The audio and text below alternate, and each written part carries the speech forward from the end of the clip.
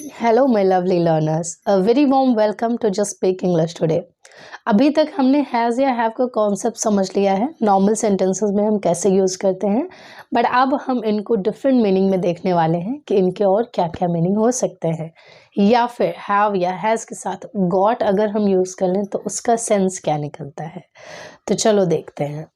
As I have written here have या have got, slash लगा रखा है, मतलब कि अगर आप हैव लोगे और हैव के साथ गॉट लोगे, दोनों का ही मीनिंग जो है वो क्या है, सेम निकलेगा। तो चाहे आप ये यूज़ करो चाहे आप ये यूज़ करो। अब इस कॉन्सेप्ट को क्लियर करने के लिए हमें कुछ सेंटेंसेस देखने पड़ेंगे, राइट। हैव पहली चीज़ तो यूज़ करने जा रहे हैं हम पोजीशन के फॉर्म में। पोजीशन का मतलब क्या हो गया, कोई चीज़ मेरी है या मेरे पास है, या फिर सपोज आई सेड उसकी है उसके पास है। So what we will suppose I said कि मेरे पास एक नई डॉल है, so I have a new doll, right. उसके पास कुछ टॉयज हैं, she has few toys. So similarly किसी के पास कुछ भी है, पोजीशन है कि, या फिर एक घर पे बहुत सारे कमरे हैं, तो ये सारी चीज़ें क्या आ जाएंगी, हमारी पोजीशन से रिलेटेड।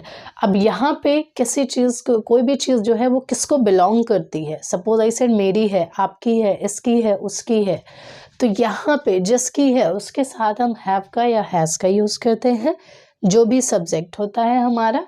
एंड सेकेंड चॉइस हमने आपको क्या दे दिया, हैव गॉट की। अगर आप हैव सिंपली नहीं यूज़ करना चाहते हैं, कहीं आपको हैव गॉट लिखा मिलता है, तो उसमें कोई भी डिफरेंस नहीं होता। जैसे एक सेंटेंस हम ले लेते हैं, उसके दो भाई हैं,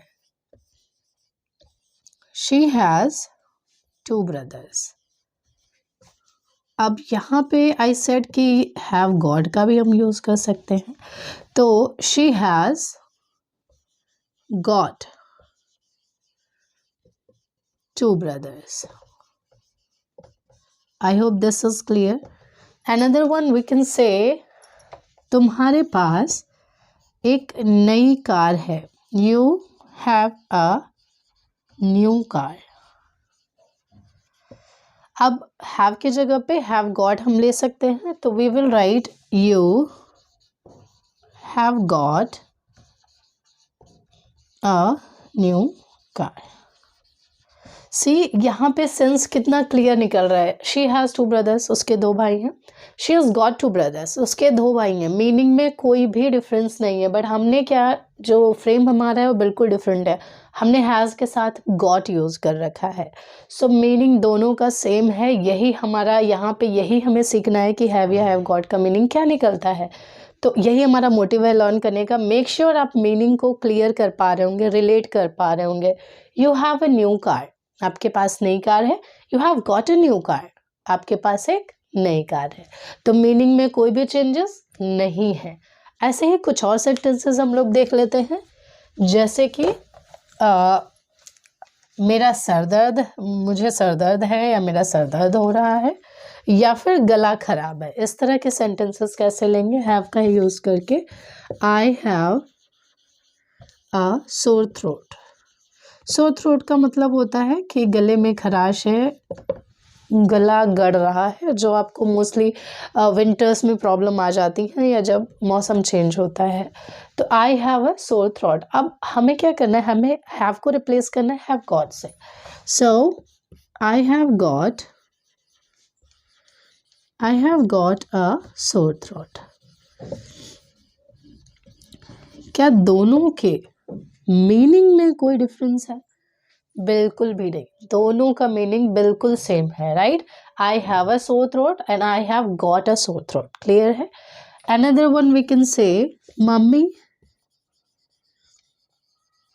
हैज अ हेडेक, मम्मी के सर में दर्द है।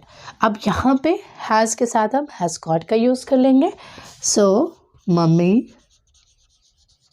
Has got a headache. Again, क्या दोनों के मीनिंग में आपको कोई डिफरेंस मिलेगा? बिल्कुल भी नहीं, मीनिंग बिल्कुल सेम है। तो कोई भी चीज़ आपके पास है, आपके पोजीशन में है, आपको बिलोंग करती है, कोई चीज़ आपकी है तो वहाँ पे हम हैव का सेंस लेते हैं, और हैव के साथ हम हैव गॉट का मीनिंग ले लेंगे। हैव गॉट भी सेम है, आई होप आप रिलेट कर पा रहे होंगे। एंड कहीं पे भी आपको अब हैज़ की जगह या हैव की जगह सेंटेंस में पोजीशन में हैव गॉट का कॉन्सेप्ट देखने को मिलता है तो कंफ्यूज नहीं होना है, इट्स कम्प्लीटली सेम, कोई भी चीज़ है जो आपको बिलोंग करती है। Comment me below and let me know what positions do you have and what type of sentences would you like to go for, whether will you use have or have got.